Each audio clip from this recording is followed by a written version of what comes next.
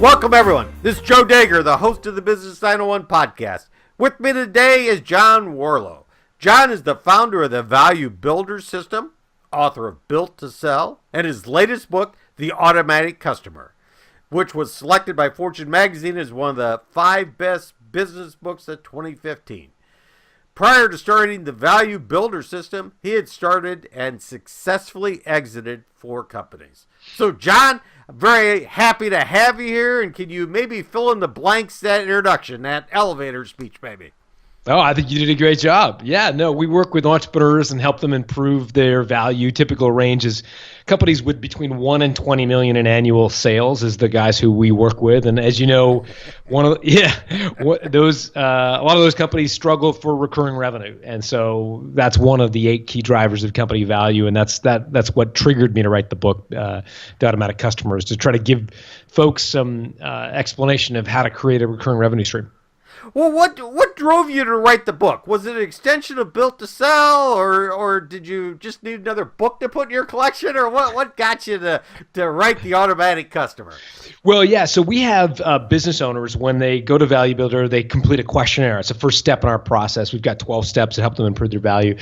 And when we score your business on these 8 factors, and one of the factors is recurring revenue. And it was the one attribute that most owners were scoring the lowest on, because a lot of owners think, okay, if I own a software company, I understand that I'm going to have some recurring revenue because it's going to be a SaaS company. But if I don't own a software company, how do I create recurring revenue? And so that's what we try to do in the book is to explain that you don't have to be in the software company. You don't have to be in the software industry to create recurring revenue. You can be in a service industry. You can be in a manufacturing industry. And so that's really what the book's about. When you think you have a brick and mortar store, you can create that online presence, that recurring revenue. Well, maybe I need to ask, does it need to be online? Well, no, it does not need to be online by any stretch. One of my favorite examples of a brick and mortar company that created recurring revenue is a company called H. Bloom. H. Bloom is a flower store, but they decided to do flowers differently. They focused on selling flowers to people who buy flowers on a regular basis. So hotels, spas who want the fresh cut flowers on their the reception table. Those guys they don't want to go down to a flower store. They want them shipped to them directly so they can spend more time selling spa treatments in hotel rooms. And so H. Bloom did that. They sold flowers on subscription. They do sell flowers on subscription. And it's a great example of a very sort of old school business. I mean, there's nothing kind of older and more analog than selling flowers, but they did it in a much more sophisticated way, focused on recurring revenue. So what's that key ingredient to selling a subscription or a recurring revenue business? You got to be delivering something ongoing, right? Well, yeah, you got to figure out what your customers need on a regular basis. We discovered there are 9 different models, and the kind of thing that makes each model different is what the value proposition is for the consumer. And so, at Dollar Shave Club, they're following what we call a consumables model. And what the value proposition is there is like, I run out of stuff, namely razor blades, and going to the pharmacy, the drugstore is annoying. And so we're going to ship them to you. That's an example of a consumables business model.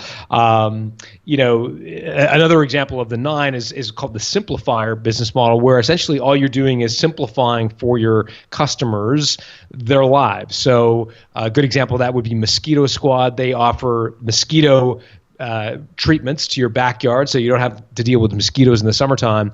And they come on a regular recurring basis throughout the year. Well, they don't do one-off sprays. They sell on a subscription. And the reason we call it the simplifier is because it simplifies the life of the consumer. In this case, you don't have to call them to come. They automatically come. And so, again, depending on which of the 9 models, the value for the consumer is different. Well, let me use the Dollar Shave. That's Gillette. Yeah. That's Gillette, isn't it? If I remember. No, they were a venture-backed company, and they were just acquired. They were just acquired for $1 billion by Unilever. So they sold for 5 times top-line revenue in an industry where 1 times is like a tremendous outcome. So they had a huge valuation. And so the Dollar Shave, how do they how do you think about that business model? Is it by knowing customers and seeing that unmet need, that job to be done type thinking? Is that really what surfaces there? Or I guess, I don't want to say the magic potion maybe, okay, and I'm reaching for, but the Dollar Shave, how did that evolve? I mean, do you got some background on that? Yeah, I mean, it evolved through a YouTube video. Michael Dubin's former comedian, former kind of media guy, put together an amazing YouTube video. It was downloaded something like 18 million times, and it introduced to mostly, frankly, young men why they shouldn't bother buying Gillette Fusion razor blades anymore and spending $40 on them. Instead, they would pay half as much and get them shipped to their front door.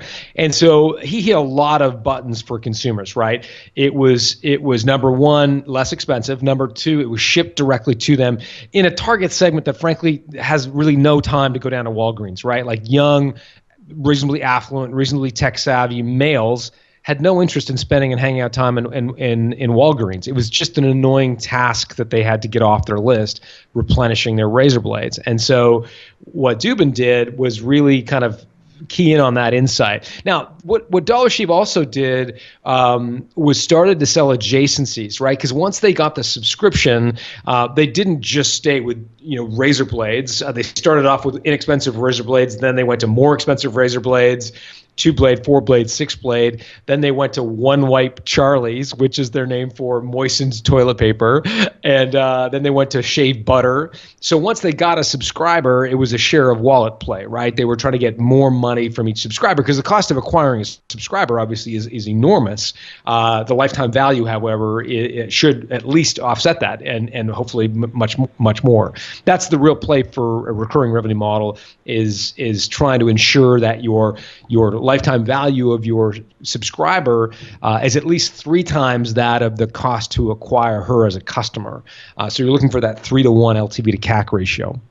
Well, I think of that, but I think it's easy to replicate that, is it? Does it? I'll just use Gillette because I stumbled into that originally. But Gillette says, hey, these guys Dollar Shave's doing this. We'll just take ours and do this. I mean, what's the differentiator then? Well, in the Dollar Shave Club example, 2 things. Number one, if Gillette goes direct, they alienate their channel, right? So they've got Walgreens and Duane Reade and all those thousands and thousands, tens of thousands of pharmacies out there selling Gillette products. So they go direct. They alienate that channel immediately. Number one. Number two, what Dollar Shave Club did was try to create a brand and try to create some romance around buying razor blades, if you can believe it or not. I mean, when you buy razor blades, I mean, Gillette, it's all about like the guy driving the Porsche and the precision and the perfect looking guy who's, doing everything right, and the Roger Federer sponsorship. And I mean, it fits a very Midwest, Mid-American perfect guy. But there's a whole other segment of the population that doesn't look like they just came off of a runway or a photo shoot, right? And what Dubin did was key in on those guys, regular, average Joe guys who don't have to look perfect, who don't want to spend $40 on a razor blade. The guys probably living on the coasts. And that's who he went after. He went after sort of an everyday guy and built a brand in that segment. Almost the antithesis of what Gillette is, which is all about, the Precision Pro Glide 4. I mean, it's just such a very robotic message. And he tried to do the opposite. In that model of subscription, because you mentioned there's 9 of them, okay? Yeah. That means I always have to be producing value. That's a lot of work, and then it's not easier. Well, I mean, the alternative is you have to produce value and you have to win the new customer every day, right? So think of Mosquito Squad, to give you an example. You've got them buying, customers who buy on subscription. The alternative in the extermination space is you buy search engine optimization and search engine marketing services, so that when you've got a cockroach in your basement, or when your prospect has a cockroach in their basement, they Google cockroaches in the basement, your ad appears first. And if you're unlucky, it appears 9th. And if you don't spend enough on search engine marketing, it appears 25th. and it's a very expensive way to win customers. Whereas at Mosquito Squad, they get their customers automatically because they know they sell on contract, and they know that contract is good for 12 treatments or a year's worth of service. So they've got a year's worth of service out of one sale. So yeah, it's a lot of work to continue to deliver value, but I'd argue it's half the work of running a regular business, in which you have to not only create the value, but also you have to sell it again and again and again. Well, I think some people are still maybe leery of subscription. I think it's getting less and less, but some of your more traditional businesses, let's say. Is there a way that you can really assist people and make them feel comfortable with the subscription, that model? Is there something that sticks out maybe that if I'm competing against that traditional store up front, okay, or the traditional service where someone comes in and I offer a subscription service, is there a big difference, or is it just like it's cheaper? Oh no, it shouldn't necessarily. I mean, cheaper is one value proposition, but there are 9 models, and none of the other ones that I can think of off the top of my head rely on being cheaper. So you don't have to be cheaper to be a subscription model. In the membership club model, for example, it has nothing to do with price. It has everything to do with the exclusivity of what you're offering. So I mean, we've seen this in golf clubs, we've seen this in tennis clubs. The more exclusive the membership, the more people will opt in. So it's not about being cheaper. You're right, I think, Joe. There is what I would call a subscription fatigue that is setting in because so many of us, now our credit card statement, instead of being able to read it on one page, I mean, the last one I got, I think it was 7 pages long, right? Like $9.99 for Netflix and $14.99 for this service and $12.99 for that service. And pretty soon the $12.99 start to add up, right? And so, when your credit card statement starts to going multiple pages, people start to become, as you say, leery. And so I think the bar to opting into a subscription is rising with all, as more and more companies, start to launch subscription services. AMC Theater has launched a subscription service where it can be all you can eat movies. Starbucks has a subscription service where they will ship you your coffee. Netflix, we are basically disaggregating all the cable companies because Netflix is how we now get our most of our television content, or Amazon. And so, more of us, these mainstream companies have now really adopted subscriptions as their sort of go-to platform, and so our sniff test is more intense, right? So you need to overcome that. And I talk about this thing called the 10x rule, which basically means that you have to figure out a way to make it 10 times more valuable for a customer to subscribe than buy from you on a transactional basis. I think that's when you start to see a real flood in interest. I mean, you could make the argument at Netflix, for example, whatever they're up to. I think they're up to $10 a month now, or some what seems to me like very small amount of money relative to the value you get.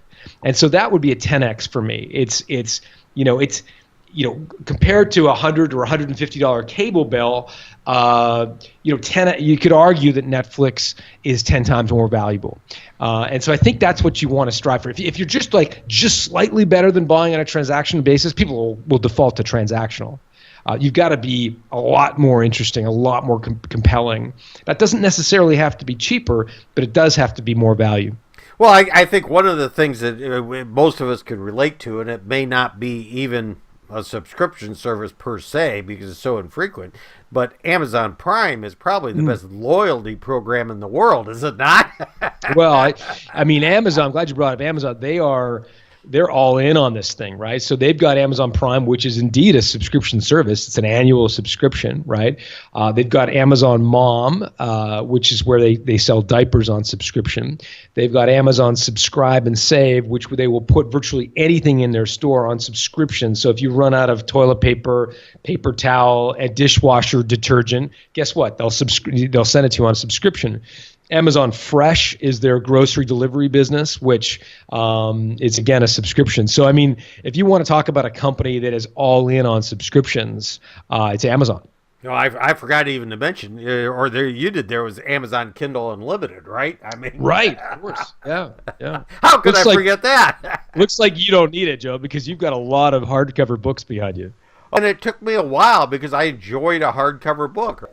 80% of the books I read now are probably digital and Kindle, and mostly because of Kindle Unlimited. Okay, is for one reason, but that diminished the Prime value. They took a little bit away from that, right? Well, I think you could argue that for sure. I think in Prime's case, they're looking to get you to buy things other than books, right? So get you to buy your dishwasher detergent, your sneakers, your all your other stuff, which is one of the great benefits of Prime. If at Amazon they've done analysis to look at the consumption of non-Prime subscribers and compared it to Prime subscribers, and it turns out that Prime subscribers are 3 times more valuable. They spend 3 times more at Amazon than a non-Prime subscriber. Now, part of that is they get free shipping, but part of it is that they're looking to get their money's worth, right? Like once you subscribe, once you pay your whatever it is, $100 a year to become a member, you damn well want to get your money's worth. And so it makes you sort of more curious about what else beyond books that Amazon sells, and that's one of the plays. You hit a good point there, is because Amazon, with Amazon Prime and their annual subscription, they've priced it, but the real value is that I always check there Right. for a price of a product, okay, because of Amazon Prime. Mm-hmm. Mm-hmm. Exactly. And if I don't need it absolutely the next 3-4 hours, I'd much rather than just click and be done. Well, that's right. And we call it the Trojan horse effect. But really, one of the little kind of dirty secrets of the subscription business is that once somebody subscribes, it makes them infinitely more likely to buy your other stuff. So, I'll give you an example of this. Jim Vagonis is a guy in Washington, D.C., runs a company called Hassle-Free Homes, where on a subscription basis, he'll manage your home for you. So, change out the filters for the furnace, fill up the swimming pool with water in the spring, get rid of the water in the fall, et cetera. And what he's found was that while the subscription service is valuable, about half of his revenue comes from the subscription, the other half comes from the subscribers who ask him to do other stuff around the house, like install a deck or replace the roof, which falls outside of the subscription. But he's no longer competing with other people on jobs. He's not bidding for the deck job or not bidding because they're used to him. They trust him. They have their credit card on file. He's like, yeah, I can do the deck for you, no problem.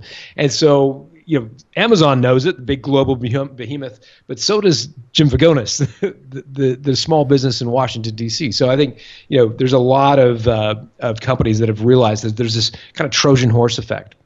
What, a lot of SaaS people are listening to this podcast and stuff. Sure. Is there some time that that it shouldn't be a subscription? Is there a telltale sign when there isn't a good fit? I mean, some obvious approach, especially in software. Is there something there that says, gee, if you can't deliver this, you shouldn't be looking at a service?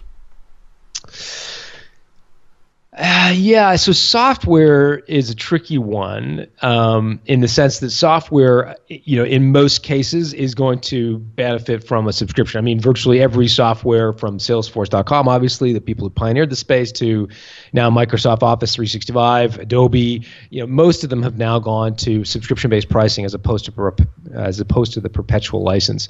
I think what you want to be careful of is models where the consumer has an intense period of need and then it trails off dramatically. So, for example, a subscription service around learning how to play tennis.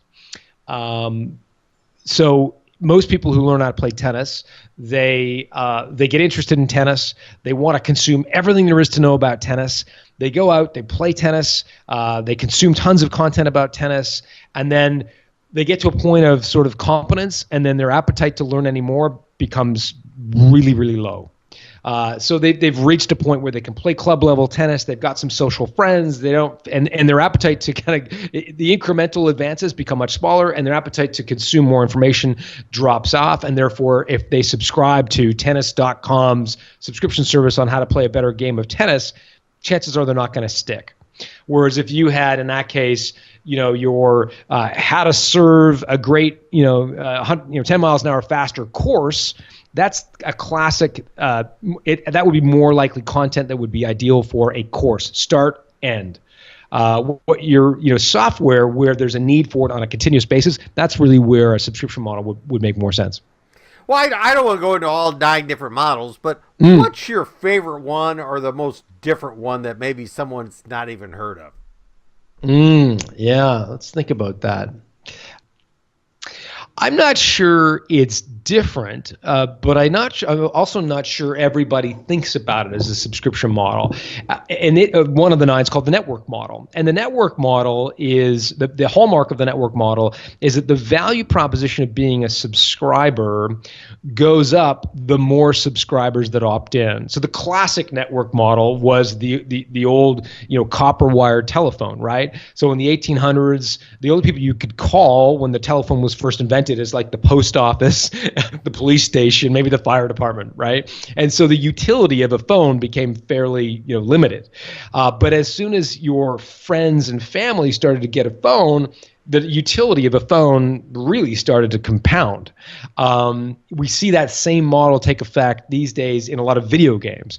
So World of Warcraft, for example, you could subscribe and it's interesting, right? But you subscribe and convince your friends to subscribe and their friends and the people that you met, at the party lot. Like then you're starting to see the network effect take shape. So that's one of the models I think is interesting to explore. WhatsApp, the app that got acquired by Facebook, they were growing so quickly. More images were being exchanged over WhatsApp than Facebook, which is why Facebook bought them for something like, I want to say $19 billion, 53 employees. The network effect had taken over at WhatsApp. It was a messaging application which runs on the internet and Wi-Fi as opposed to a cell tower. So people in developing countries in particular could send messages to one another for fractions of the cost of cellular. And because they would tell each other to get on WhatsApp, it had a network effect, and it grew like exponentially. And Facebook bought it for, again, I think it was $19 billion. So the network effect is one of the fun ones. What would be the difference between maybe a platform and a subscription? Okay, if it sounds like the network effect there is kind of a platform. Yeah, I mean, I think the only difference in the case of a platform versus a subscription is a subscription. The hallmark of a subscription is the customer is actually being billed on some sort of regular cadence. So what made WhatsApp different than a lot of the other messaging apps out there, a lot of the messaging apps were ad supported. So you could argue that they were platforms. And so you could get a free messaging app, but you'd have to deal with all those annoying ads for casinos and all the other crap that goes into like a cheap messaging platform. Whereas with WhatsApp, you get an ad-free experience if you subscribed for $1 a year. You might say, like, what's $1 a year? Well, when you're adding a million members a day, which was what WhatsApp was adding, it starts to add up.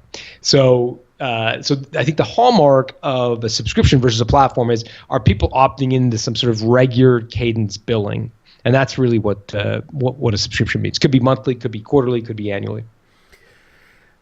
So I guess that brings up the real question. It's really tough to set a price for a subscription. Then if you have this reoccurring things for a subscription service, and especially a digital experience, that you got cost, but it's not this idea of this multiplier that we take material cost plus labor. Plus profit, and here it is. It's more about just setting a target price. Any tricks there you can tell us about? Well, it comes back to LTV to CAC. So what you're looking for is LTV stands for lifetime value of a subscriber, and CAC means the customer acquisition costs. And what you're looking for is at least a 3-to-1 LTV to CAC. So, for example, if you enjoy $1,000 of lifetime value from your average subscriber, if you charge them $100 and they stay for 10 months on average, that's $1,000 of lifetime value. What you've got to ensure is it doesn't cost you any more than $300 to acquire him as a subscriber. So that's what you're looking for, at least a 3-to-1 LTV to CAC. And that really informs your pricing, Joe. What you're really trying to do is test different price points to try to maximize your LTV to CAC ratio. So you could have a very high price point, and you might argue, well, that's going to really cost a lot to acquire customers. But if they're stickier and achieve a higher lifetime value, it may be better to have a very high price point because you're getting very committed, loyal subscribers. Likewise, Ancestry.com, they have a very, very small amount of money they capture from each subscriber. It's about $20 per subscriber. But because their CAC is so low, I think the last time I looked at it, their CAC is about $81 per subscriber. It only takes them 4 or 5 months to win back all that money. And so on the sixth month, they're making money from you as a subscriber. So I think your lifetime value in and of itself is not necessarily that informative until you understand your CAC. And with those two numbers, you can start to optimize your pricing. I want to bring in your other book, Built to Sell. Okay. Sure. And you actually have an online course about it. Can you just tell us a little bit about it? Well, yeah. I mean, a lot of owner-operators. We work with mostly entrepreneurs who have companies turning over between 1 and 20 million in annual revenue. So at that clip rate, they're in the fog of war. That's what I refer to it as, meaning, they're not a startup where everything's rosy and fun and you're working from your basement and everything's optimistic and roses and unicorns. It's actually real at this point, right? You've got $1 million in revenue. You probably have half a dozen or a dozen employees. You've got a lease. You've got mouths to feed. You've got HR, payroll, and all that jazz to do. Yet you're also not you're not large enough to have specialized talent. So you don't have a chief revenue officer. You don't have a head of HR, a legal counsel. You don't have a CFO. And so it's chaos, right? It's that middle ground where life sucks. And that's really where we try to make life better for entrepreneurs and say, it doesn't have to be this hard. There are these 8 factors that if you really focus on them, it can make your business run better and be more valuable. And that's what we focus on. Well, is that online course a subscription service or what is it? Yeah. Well, the online course, interestingly, is actually a one-off, but it does lead in. It's a bit of a, if you will, a lost leader into our subscription offering. So our subscription offering, Value Builder Engagement, is a subscription offering where we actually have 2 subscriptions. One is we license our platform to advisors on subscription, and then they in turn offer the Value Builder Engagement to their customers, business owners, on subscription. So it's sort of a double-ended subscription, but yeah, we're all in on subscriptions too. Okay. All right. Oh, is there anything I didn't ask that maybe you would like to add?